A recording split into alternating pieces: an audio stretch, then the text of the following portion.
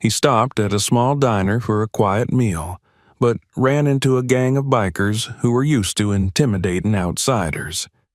They thought they could play their game with him, but they didn't know who they were up against.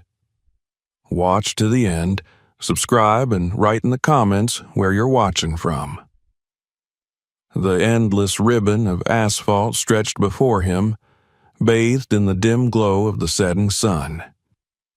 Jean-Claude Van Damme gripped the wheel of his Chevrolet Chevelle, its powerful engine humming steadily beneath him as he cruised down the nearly deserted highway. He had been driving for hours, the rhythmic sound of the tires against the road merging with the low murmur of blues playing from the radio. The journey had no specific destination, only the simple desire to escape the confines of city life, to breathe in the open air, to feel the road beneath him. The sky above was a blend of deep orange and purple, the last remnants of daylight retreating beyond the horizon. The occasional headlights of passing vehicles flickered in his peripheral vision, but for the most part, he was alone. He liked it that way. It gave him time to think, to reflect on the years behind him, on the fights he had won, the battles, both inside and outside the ring, that had shaped him into the man he was.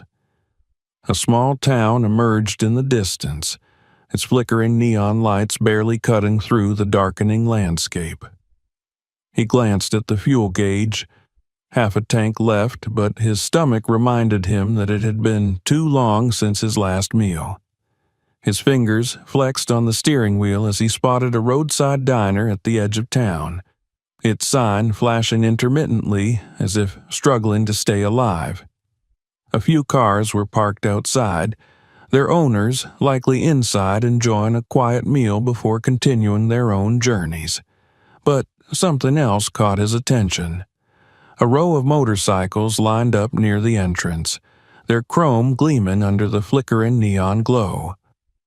A group of men lingered around them, their voices loud, their laughter sharp.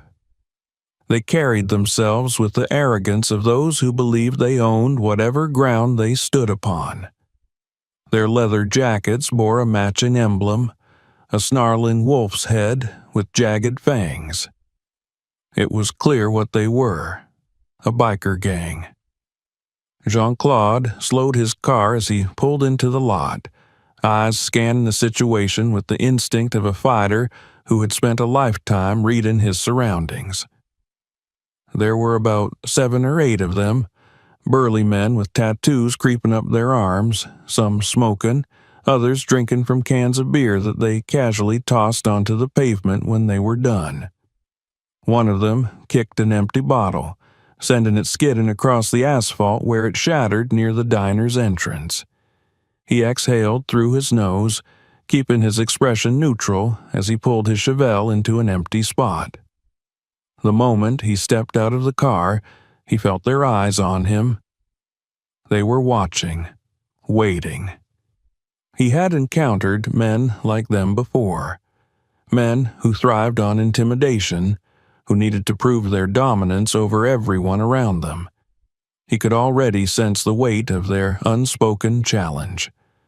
Jean-Claude adjusted his leather jacket and shut the car door with a quiet finality.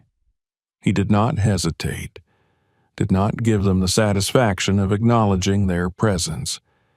He simply walked toward the diner, his movements calm, controlled. One of the bikers, a lanky man with a snake tattoo curling around his neck, stepped into his path just enough to brush shoulders as he passed, a minor act of provocation. Jean-Claude didn't react. He continued walking, as if the man were nothing more than a gust of wind against his arm. Behind him, he heard low laughter, the sound of beer cans being crushed beneath boots. He pushed open the diner door, stepping into the warm glow of the interior. The smell of coffee and grilled food filled the air, a welcome contrast to the cold hostility lingering outside. The place was small but well kept, a classic American diner with checkered floors, red leather booths, and a long counter where a few customers sat sipping their drinks. A waitress glanced up from behind the counter, offering a polite but tired smile. She was young, maybe in her mid-20s, with her hair pulled back into a messy ponytail. She had the look of someone who had seen her share of late-night trouble, but still held on to a sliver of kindness. "Anywhere you like," she said, wiping her hands on her apron. Jean-Claude chose a booth near the window. From there, he had a clear view of the parking lot, of the motorcycles and the men gathered around them. He slid into the seat, his muscles loosening just slightly as he let himself settle. Outside, the bikers continued their rowdy conversation, but now their eyes occasionally drifted toward the window, toward him. He knew what was happening. They were sizing him up, trying to decide if he was worth their time, if he was an easy mark, or if he was someone they should ignore. He wasn't worried. He ordered a simple meal, black coffee, a burger, nothing fancy. As he waited, he let his gaze sweep the room. A trucker sat at the counter, hunched over a plate of eggs and toast. An older couple occupied a booth near the back, their conversation hushed and intimate. The world continued, oblivious to the tension brewing just beyond the glass.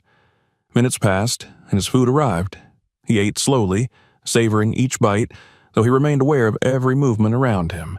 The bikers had not come inside yet, but he could see them talking, could sense the shift in their body language. They were discussing him, deciding something. A man with slicked-back hair and a scar along his jawline nudged one of the others before making his way toward the diner. Jean-Claude continued eating, unmoved. The door swung open, and the biker strolled in, his boots heavy against the tiled floor. He didn't go to the counter, didn't order anything. Instead, he leaned against the back of a booth, eyes scanning the room until they landed on Jean-Claude. A slow, deliberate smirk curled his lips, but Jean-Claude didn't look up. Not yet. He took another sip of coffee, letting the moment stretch, feeling the air grow denser with unspoken challenge. He had seen this play before. The only question now was how far they were willing to push it. The door swung shut behind the biker with a dull thud, cutting off the noise from outside. The low murmur of conversation in the diner continued, but a subtle shift in the atmosphere was undeniable. The waitress behind the counter glanced up, her expression wary, as if she had seen situations like this before and already knew where it was heading. The trucker at the counter took another slow bite of his food, his eyes flickering toward the newcomer before dropping back to his plate. Jean-Claude Van Damme continued to eat, methodical and unhurried.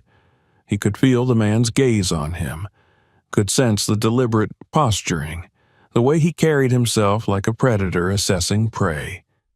It was a game of dominance, a silent invitation to acknowledge his presence.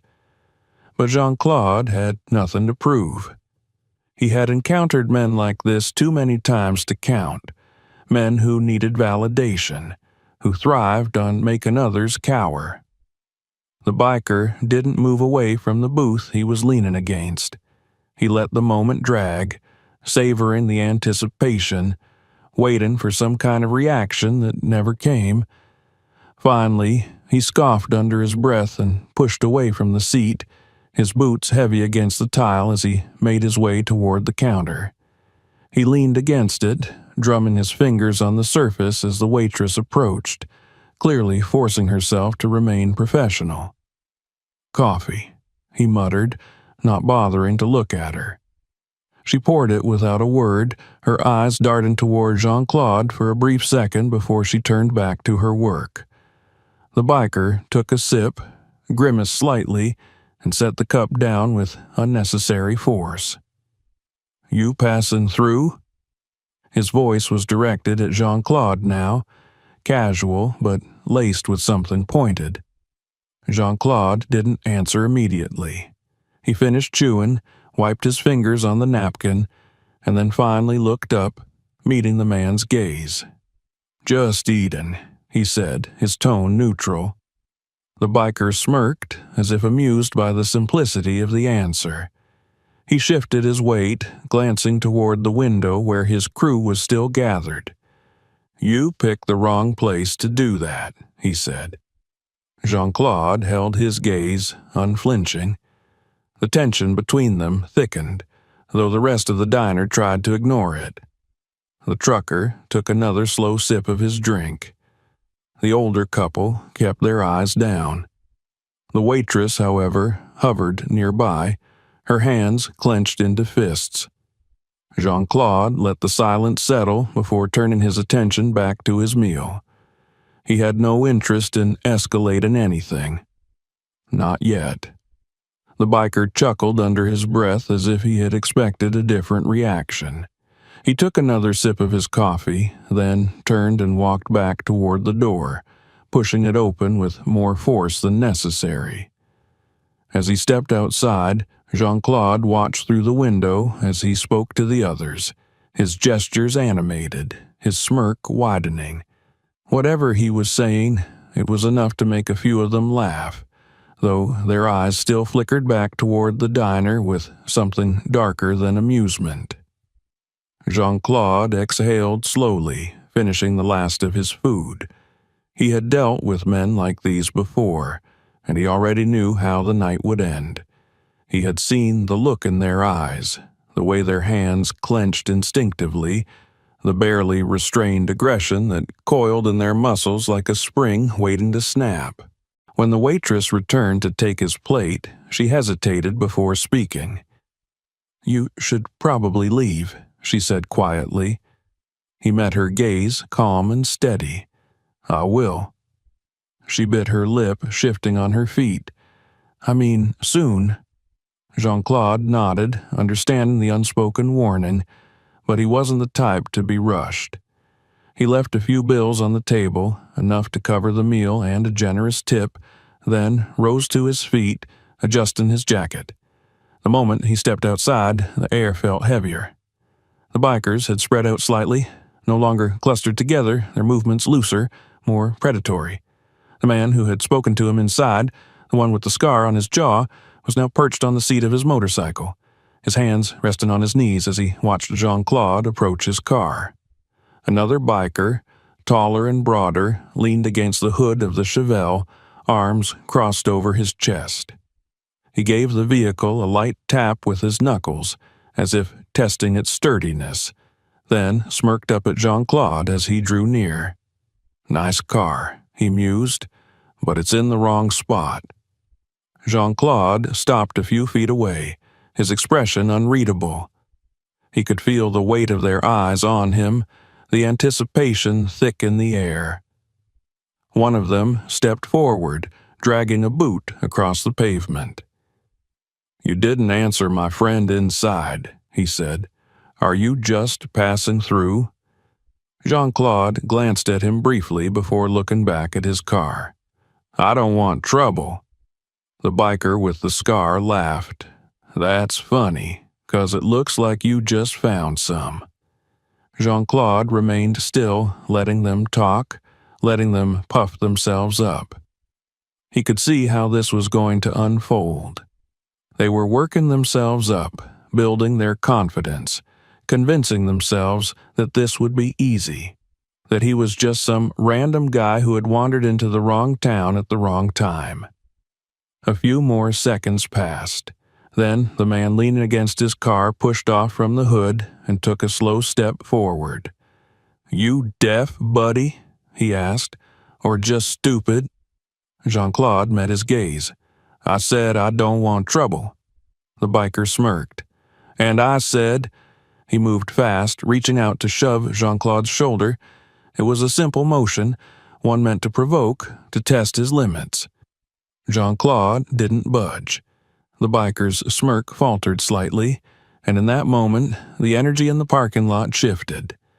The others had been expecting something different. Fear, hesitation, maybe an apology. They didn't get any of that. The man's hand was still on his shoulder. Jean-Claude looked down at it, then back up into his eyes. "You should move it," he said, his voice low, controlled. The biker hesitated. A flicker of doubt passed across his face. Then, just as quickly, it vanished. He tightened his grip. And that was his first mistake. The grip on his shoulder lingered a moment too long, the fingers tightening ever so slightly, an unspoken dare hanging between them. The biker's smirk remained, but now there was something else behind his eyes, something uncertain. He had expected a reaction by now, anger, defiance, maybe even fear. Instead, Jean-Claude stood motionless, his gaze steady, unreadable. The moment stretched, thickening like storm clouds on the horizon. The air itself felt different, as if the night had taken a deep breath, waiting for what would come next. Jean-Claude didn't move. He didn't need to. The decision had already been made, whether these men realized it or not.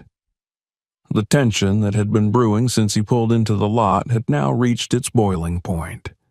The biker let out a small, forced chuckle, glancing toward his crew as if seeking silent reassurance. One of them, perhaps emboldened by the lack of immediate violence, snorted and muttered something under his breath. Another took a step closer, his boots crunching against the gravel. The others shifted, their body language changing, no longer just passive observers but active participants, a pack slowly circling its prey. The man gripping Jean-Claude's shoulder finally spoke. "I don't think you understand how things work around here." His voice was lower now, more deliberate. "You see, when we tell someone they need to move, they move. When we say they're in the wrong place, they listen. And when they don't..." He let the sentence hang, the threat implied rather than spoken.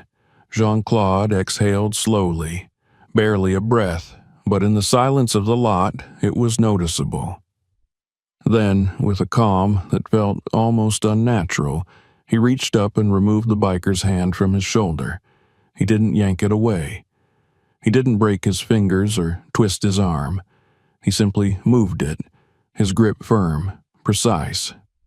A simple action, but in that moment, it was the loudest statement he could have made. The biker's smirk disappeared entirely. He took a step back, his confidence wavering. A murmur passed through the group, like wind through the dry grass before a fire ignites. The others saw it too, that slight hesitation, that unplanned retreat. It wasn't much, but it was enough to shift the balance, to plant a seed of doubt. Jean-Claude stepped past him, reaching for the door handle of his car. The metal was cool beneath his fingers. He didn't rush. If they wanted to stop him, they had their chance. If they wanted to walk away, the opportunity was there. But they didn't.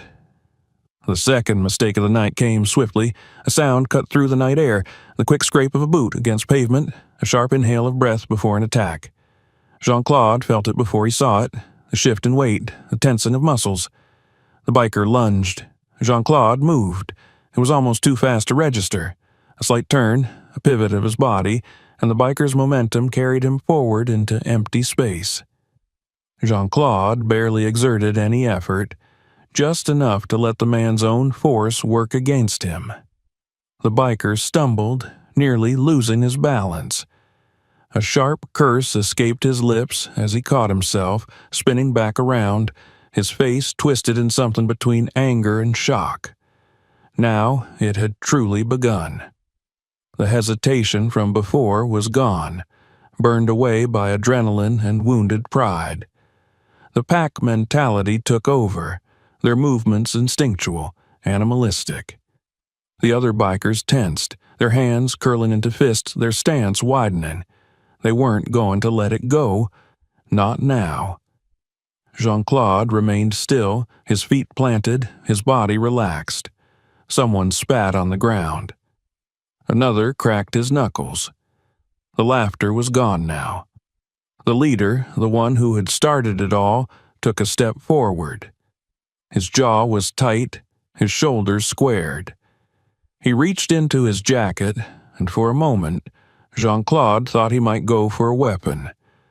But instead, he pulled out a cigarette, lighting it with slow deliberation, exhaling a stream of smoke before finally speaking. "You think you're tough, huh?" His voice was calm, but there was an edge to it, a barely restrained fury simmering beneath the surface. "You think just because you got some moves, you can walk in here, eat your little meal, and drive off like nothing happened?" Jean-Claude said nothing. The leader took another drag, then flicked the cigarette away, letting it land near Jean-Claude's boot. His gaze darkened. "That's not how it works." Jean-Claude knew there was only one way this was going to end. The signs were all there. The way they spread out, the way their fingers twitched, the way their weight shifted from one foot to the other. They had already made up their minds. Words wouldn't change anything now. He glanced at the parking lot around him. The diner's neon lights buzzed softly, casting long shadows. The waitress was inside, pretending to clean a table, but watching anxiously through the window. The trucker had turned his stool slightly, facing the door, waiting. The old couple in the back booth had fallen silent, their faces tense. A breeze swept through the lot, carrying the distant hum of the highway. The leader gave a small nod, a signal. The first punch came from the left. Jean-Claude saw it before it even started. A telegraphed swing, wide and sloppy, fueled by emotion rather than skill. He stepped back, letting it pass harmlessly in front of him. The biker's fist cut through the empty air, throwing him off balance. Jean-Claude's counter was swift and precise, a sharp strike to the ribs, perfectly placed. The biker grunted, stumbling to the side. Another one moved in immediately, trying to capitalize on the opening. This one was smarter, faster. His hands were up, his stance more controlled, but it wasn't enough. Jean-Claude sidestepped his attack and delivered a controlled elbow strike to his jaw. A solid impact. The man crumpled. The others hesitated. For the first time that night, real doubt crept into their eyes. Jean-Claude straightened, adjusting his jacket. He had only needed a few moves to make his point. If they were smart, they would recognize that and walk away. But they weren't smart. The leader cursed under his breath. His hand twitched toward his belt, where something gleamed under the light. A chain. Jean-Claude's gaze flickered to the movement. He exhaled. So that's how it was going to be. The air in the parking lot thickened with tension, the night itself seeming to hold its breath.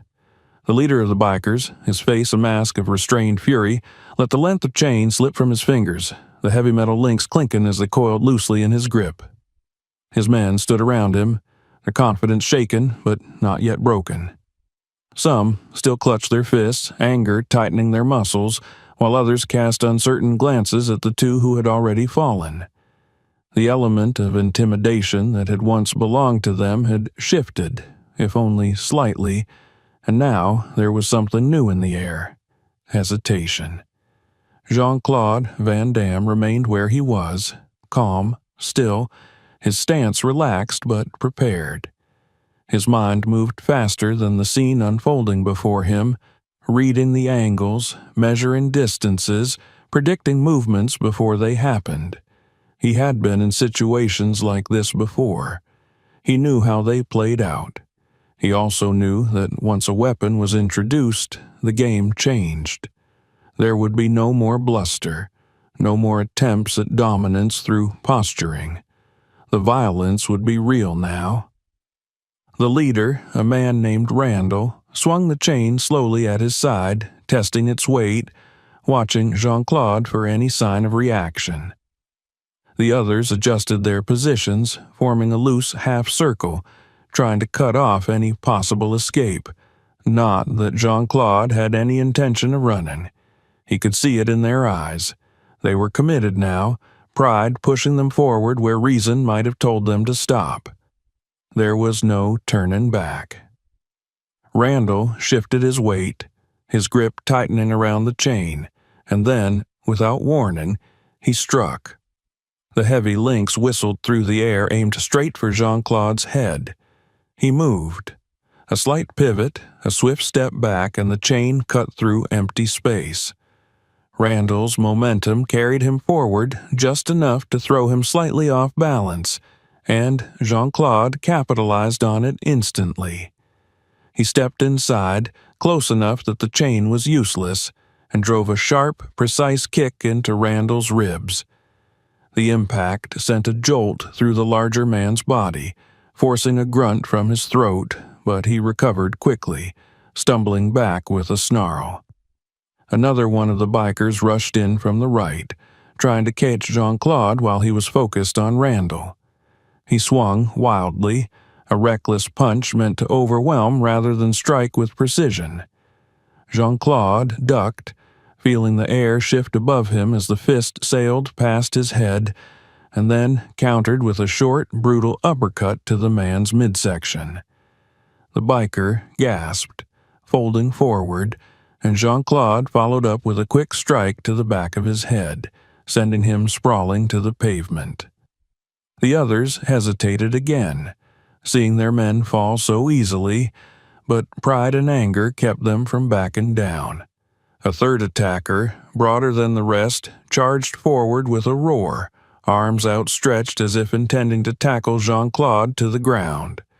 He met the rush head-on, sidestepping at the last second and driving a knee into the man's side, twisting his body with the force of the impact.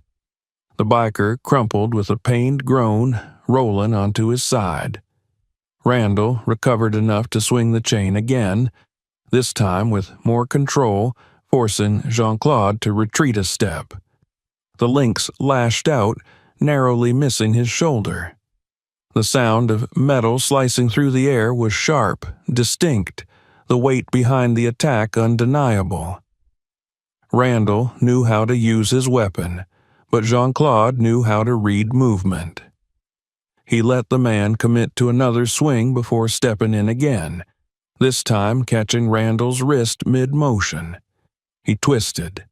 Pain shot across Randall's face as his own momentum was turned against him. The chain slipped from his fingers, clattering against the ground. Before he could react, Jean-Claude struck, a lightning-fast elbow to the jaw that snapped the biker's head to the side, followed by a spinning kick that sent him crashing down.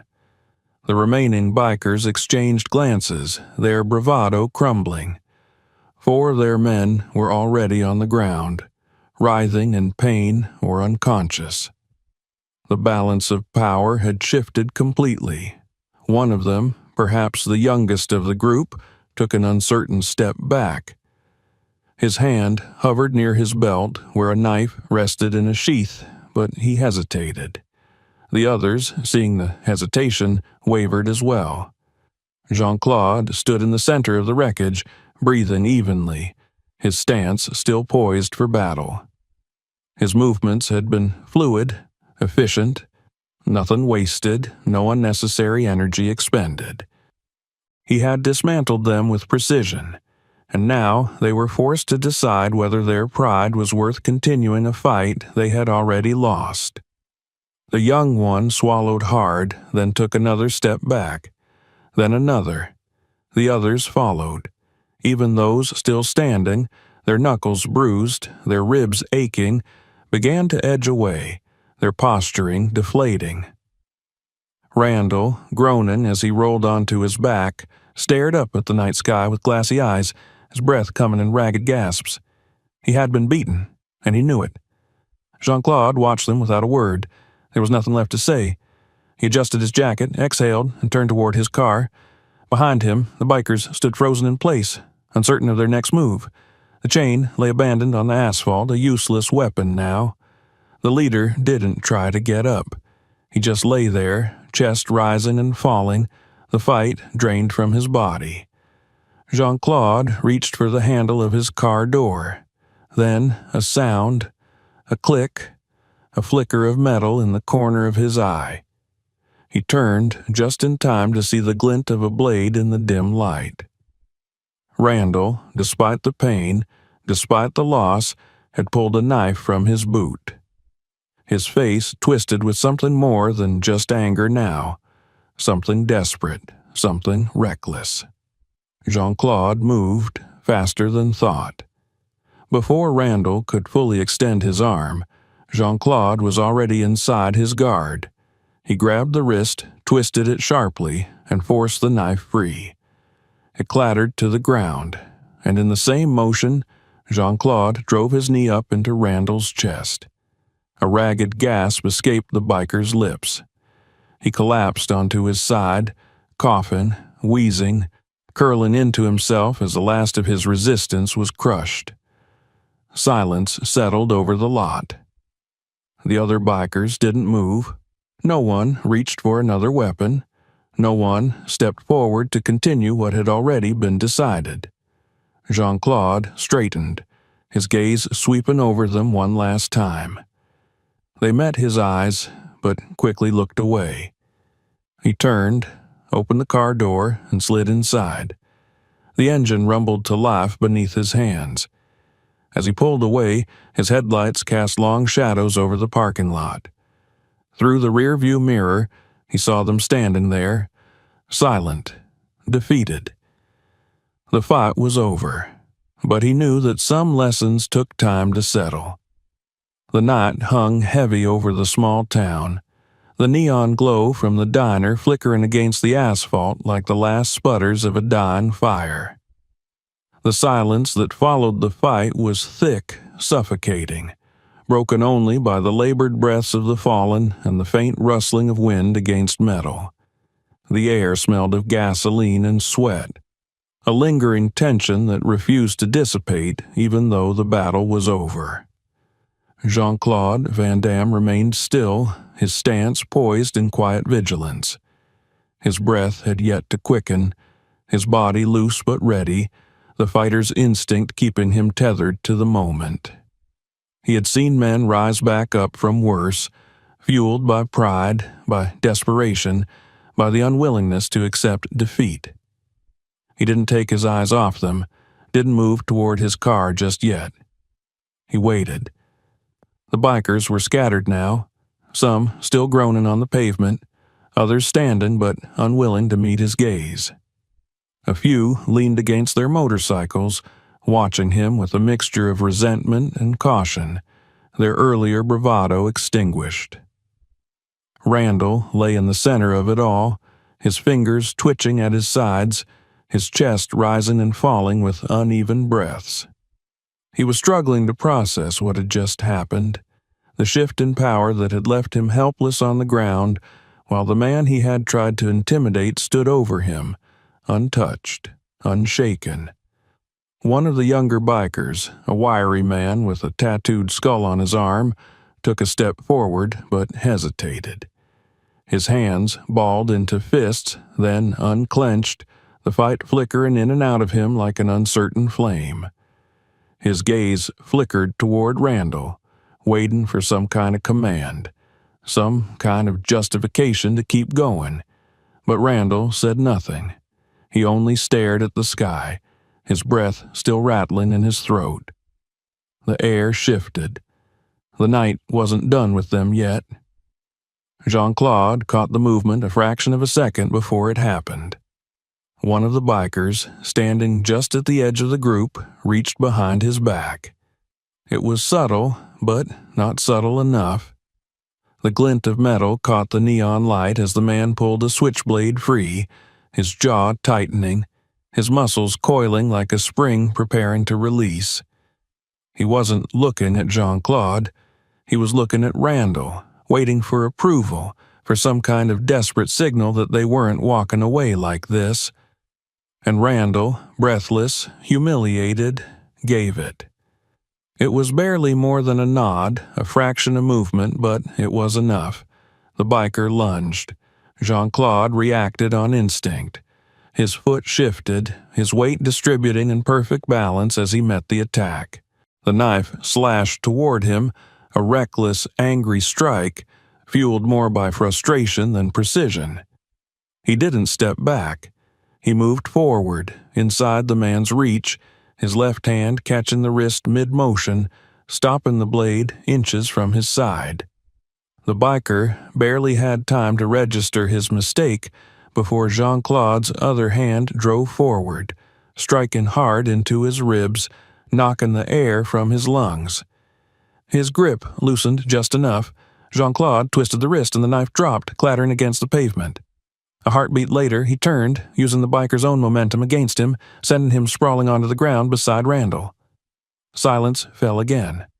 The remaining bikers took a collective step back, realization finally settling into their bones. This wasn't a fight anymore. This wasn't something they could win.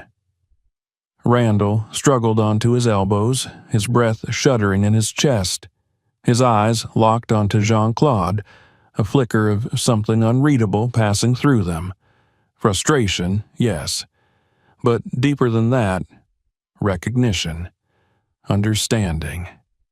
He had miscalculated, had assumed that strength came from numbers, from intimidation, and now he was lying in the dirt, his gang either unconscious or too afraid to continue. Jean-Claude straightened, letting the last echoes of movement settle. He didn't speak.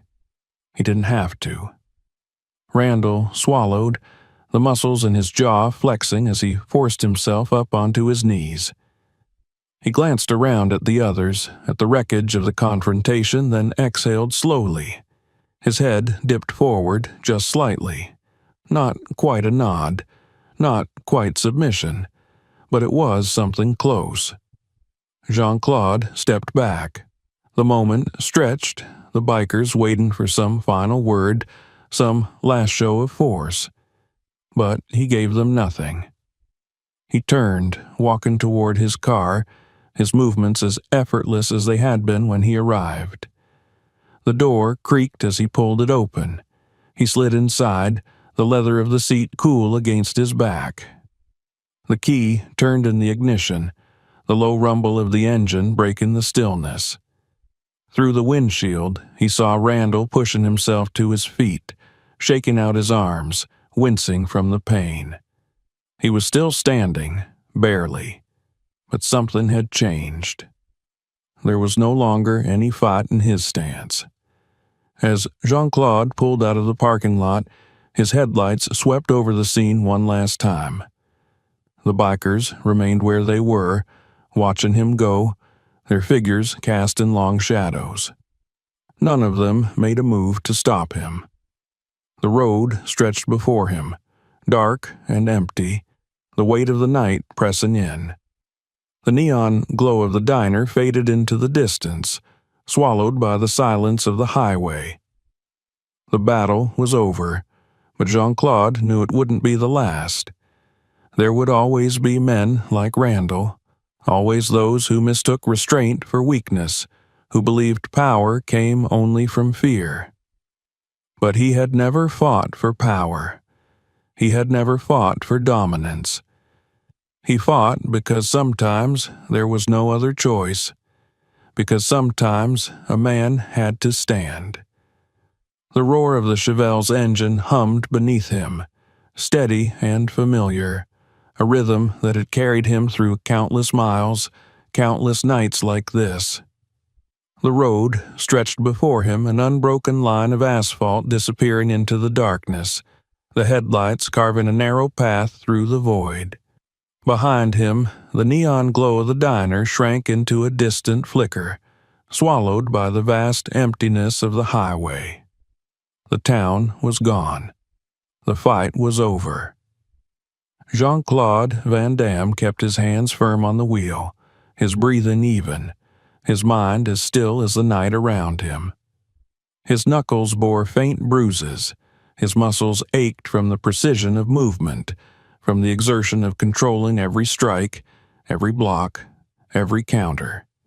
He had taken no unnecessary actions, wasted no energy, and yet there was always a toll, not just on the body, but on something deeper. The wind outside rushed past, rattling through the half-open window, carrying with it the distant scent of gasoline and damp earth. It was the smell of the road, of endless movement, of never staying in one place long enough for anything to settle. He had lived like this for years, always drifting, always avoiding the weight of permanence. But nights like these had a way of following him, of clinging to his conscience like dust on his boots. He thought of Randall, of the moment the fight had ended, of the shift in the man's eyes when he finally understood. It was never about winning or losing. It was about knowing when to stop. Some men learned that lesson the hard way. Some never learned at all. The bikers would recover. They would tell stories about what had happened, about how a single man had walked into their town and left them broken in the dirt. The details would shift with each retelling, some embellishments added to save face, others erased out of shame. But one thing would remain true. Randall and his men had underestimated him, and they had paid for it. Jean-Claude's fingers flexed on the wheel. He didn't take pride in what had happened. He never did. He hadn't gone looking for a fight, hadn't wanted the violence that had unfolded in that parking lot. But trouble had a way of finding him, no matter how much distance he put between himself and the last confrontation. It always came back. The stars stretched overhead, sharp and cold against the ink-black sky. There was something peaceful about the way the road swallowed everything behind it, erasing footprints, turning past moments into nothing more than memories. But some memories were heavier than others. He reached for the radio dial, turning it until the static faded into the slow drawl of an old blues song. The sound filled the car, a low, melancholy tune that fit the night like a worn-out jacket. He let it play, let the road take him wherever it wanted. A pair of headlights appeared in the distance, a lone truck rolling past him in the opposite direction. The driver barely glanced his way, just another traveler passing through the night, unaware of the battle that had just taken place a few miles back. Jean-Claude wondered how many times he had been that driver, oblivious to the struggles unfolding just beyond his line of sight. How many fights had played out in the dark while the rest of the world kept moving, unaware. The thought didn't linger long. He had never been one for dwelling. He exhaled slowly, rolling his shoulders to ease the tension that had settled there. His body would recover, the bruises would fade, but the road remained. There was always another stretch of highway waiting, another town, another diner, another group of men mistaking silence for weakness. But for now, there was only this. The hum of the engine, the weight of the wheel beneath his hands, the endless expanse of road ahead. And Jean-Claude Van Damme, leaving without looking back. If you enjoyed this video, make sure to subscribe for more. Watch the next one and explore more videos on the channel. Share this video with others and let us know where you're watching from in the comments.